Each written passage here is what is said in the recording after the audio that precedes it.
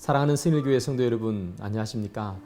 오늘은 7월 26일 월요일입니다. 한 주를 시작하는 이 월요일인데요.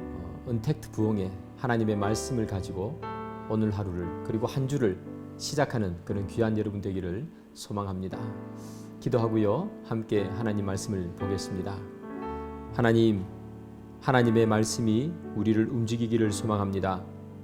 오늘 하루를 움직이기를 소망하고 이번 한 주를 움직이기를 소망합니다.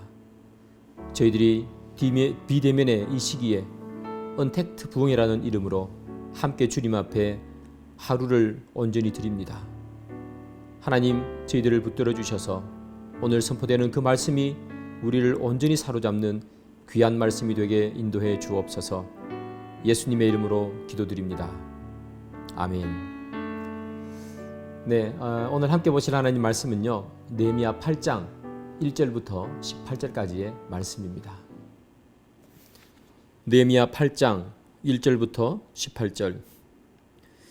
이스라엘 자손이 자기들의 성읍에 거주하였더니 일곱째 달에 이르러 모든 백성이 일제히 수문 앞 광장에 모여 학사 에스라에게 여호와께서 이스라엘에게 명령하신 모세의 율법책을 가져오기를 청하매 일곱째 달 초하루에 제사장 에스라가 율법책을 가지고 회중 앞 곧 남자나 여자나 알아들을 만한 모든 사람 앞에 이르러 수문 앞 광장에서 새벽부터 정오까지 남자나 여자나 알아들을 만한 모든 사람 앞에서 읽음에 뭇 백성이 그 율법책에 귀를 기울였는데 그때에 학사 에스라가 특별히 지은 나무 강단에 서고 그의 곁 오른쪽에 선자는 마따디아와 스마와 아나야와 우리야와 힐기야와 마아세야요 그의 왼쪽에 선자는 부다야와 미사엘과 말기야와 하숨과 하스바따나와 스가랴와 무술람이라.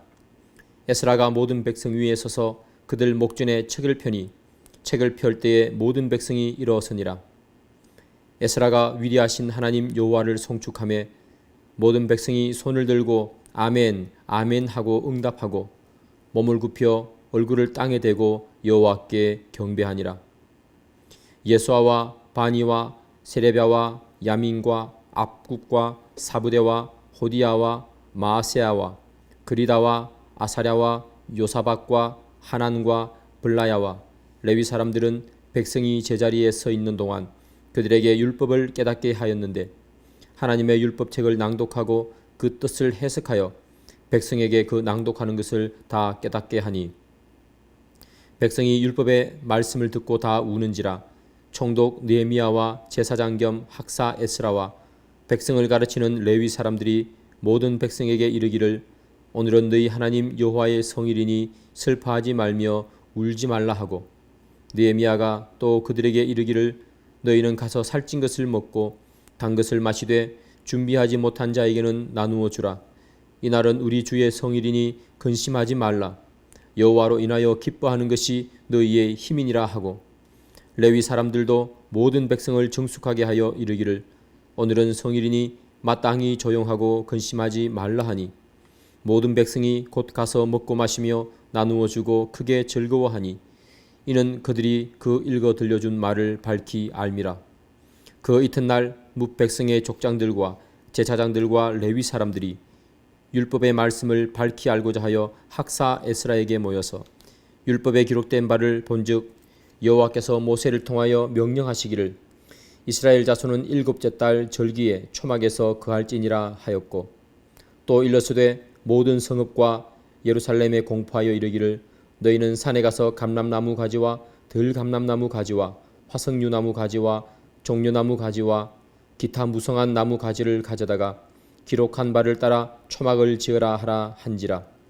백성이 이에 나가서 나뭇가지를 가져다가 혹은 지붕 위에 혹은 뜰 안에 혹은 하나님의 전뜰에 혹은 수문 광장에 혹은 에브라임 문 광장에 초막을 짓되 사로잡혔다가 돌아온 회중이 다 초막을 짓고 그 안에서 그 안이 눈의 아들 여호수아 때로부터 그날까지 이스라엘 자손이 이같이 행한 일이 없었으므로 이에 크게 기뻐하며 에스라는 첫날부터 끝날까지 날마다 하나님의 율법책을 낭독하고 무리가 이레 동안 절기를 지키고 여덟째 날에 규례를 따라 성회를 열었느니라.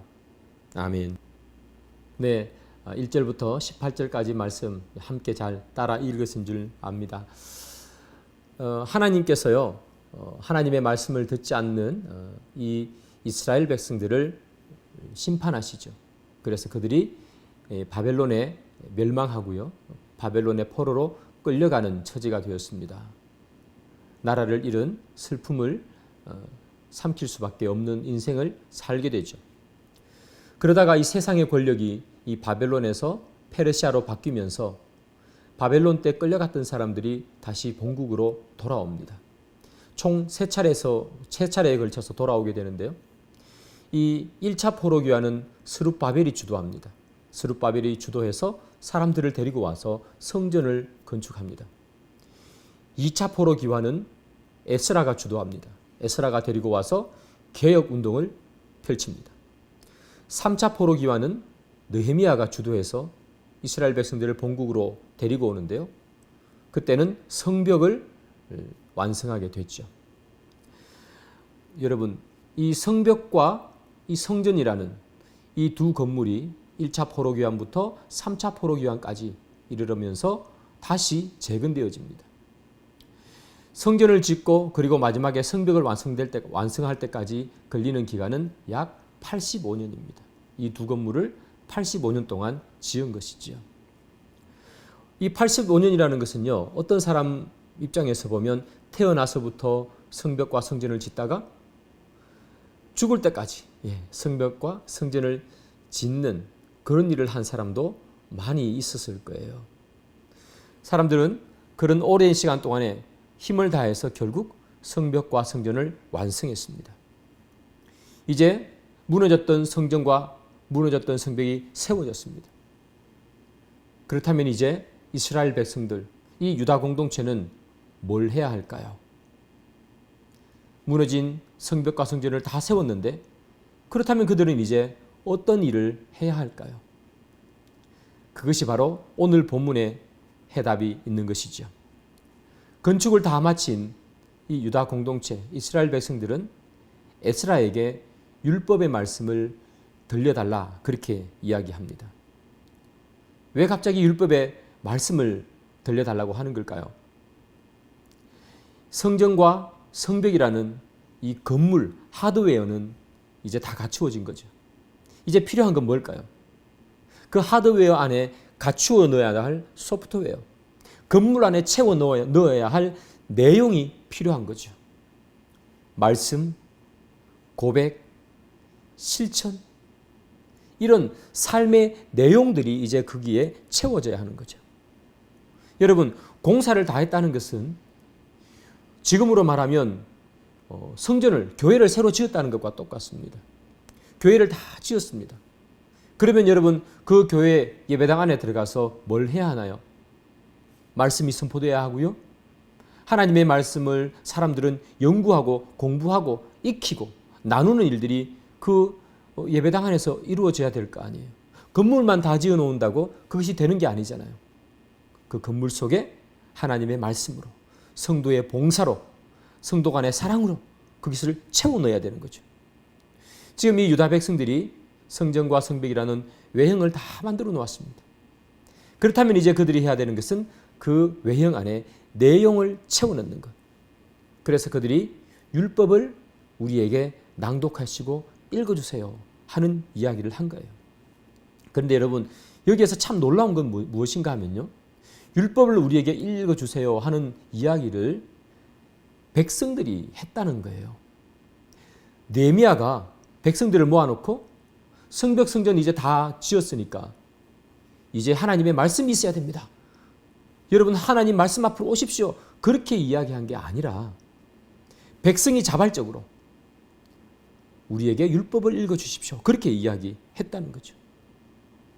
여러분, 이 이스라엘 백성들이 성벽과 성전을 지을 때 얼마나 여러분 고생을 많이 했습니까? 위협도 있었고요. 비방도 있었어요. 어떨 때는 위협이 올 것 같아서 한 손에 칼을, 한 손에 창을 쥐고 그렇게 공사도 했어요. 서로 나누어 가며 경계를 서면서 그렇게 공사했잖아요. 어떨 때는 여러분 흙무더기가 많아가지고 이제 공사를 더 이상 못할 것 같아. 재건할 수 없을 것 같아. 하는 그런 순간도 있었잖아요. 그런데 그런 위협의 순간, 어려움의 순간, 포기할 수 있을 것 같은 순간들이 있었음에도 불구하고 그것을 다 뚫어내고 52일 만에 성벽을 완성했어요. 어려움 앞에 포기하는 것이 아니라 한 걸음 한 걸음 걸어갔다는 거예요. 그리고 드디어 성벽이 완성된 거죠. 이때 여러분, 이 이스라엘 백성들 머릿속에 스쳐 지나갔던 내용은 뭐가 있을까요? 바로 이거겠죠. 도대체 하나님은 어떤 분인가? 하나님은 어떤 분이시기에 이 불가능할 것 같은 이 140년 동안이나 무너져 있던 이 성벽을 52일 만에 세우게 하시는가? 외부의 공격과 비방이 위협이 많았는데 어떻게 해서 하나님께서는 그것을 다 막아내시고 52일 만에 짓게 하시는가? 그들은 성벽을 완성해 놓고 내용을 채우고 싶었던 거예요. 그 성벽을 만들라 하신 하나님이 누구신지 그것을 알고 싶었던 거죠. 여러분, 우리는요, 주일이면 의뢰히 교회 와서 예배드립니다. 식사 때가 되면 자동으로 그냥 식사 기도를 하고 밥을 먹습니다. 이런 우리들에게 외적인 것에 이제 우리는 의미를 불어넣는 삶을 살아야 되는 거예요. 주일이면 그냥 교회에 오는 것이 아니라 그곳에 의미를 불어넣고 교회에 와야 된다는 거예요. 그것이 우리가 해야 되는 거죠. 우리가 성도입니다. 성경책 끼고 세상을 이렇게 왔다 갔다 할 수 있어요. 그러면 사람들이 성경책 보고 교회 다니는구나. 그렇게 우리를 알 수도 있어요. 그런데 그런 외적인 것 말고요. 내적인 것을 넣어야 된다는 말씀이에요. 내가 성도인 것에 대한 내용을 넣어야 된단 말이죠.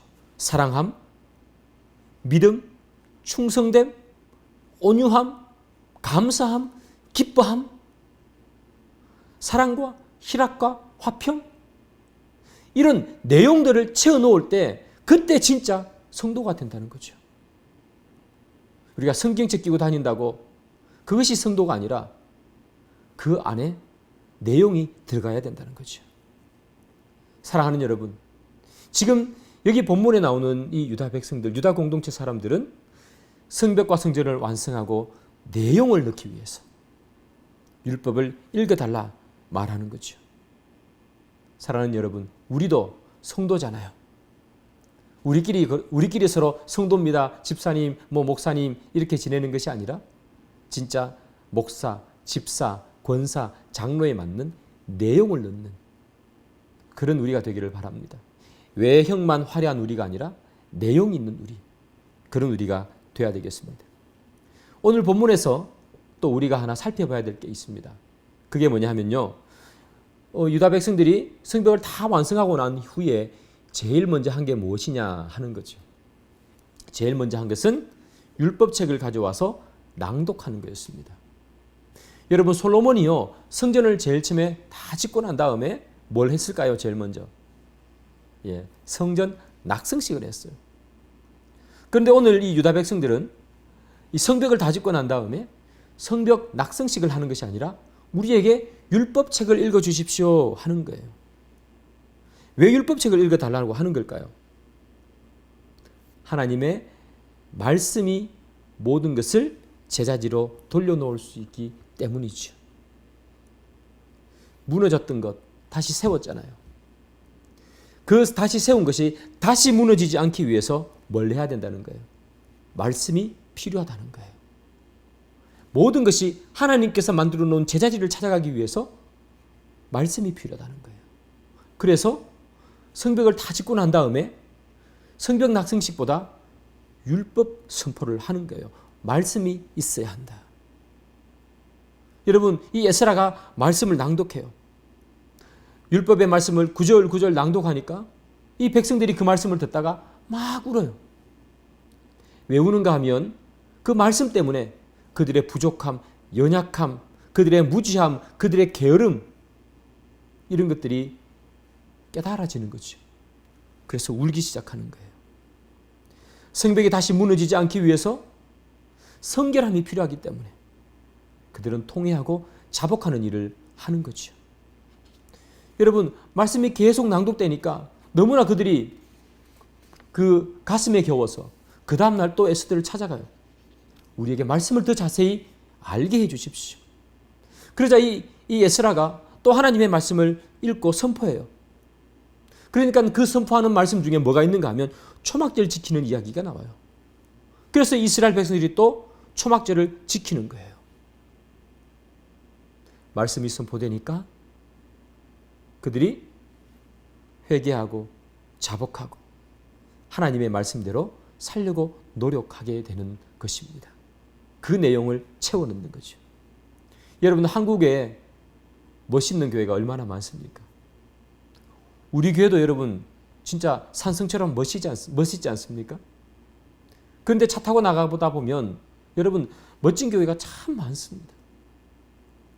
그렇다면 이 멋진 건물 다 세워져 있고 우리 교회도 이렇게 멋진 건물이 세워져 있는데 이제 우리는 무엇을 해야 할까요?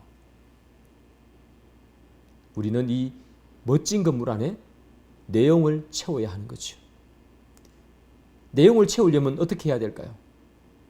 말씀으로 돌아가는 거죠.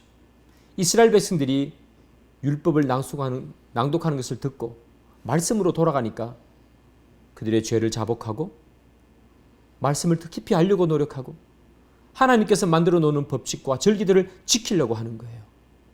마찬가지로 우리도 이제 이 멋진 건물 안에서 우리가 해야 되는 것은 무엇인가? 바로 말씀으로 돌아가는 거죠. 말씀으로 돌아가서 우리가 도대체 어떤 일을 해야 되는가? 무엇을 해야 되는가?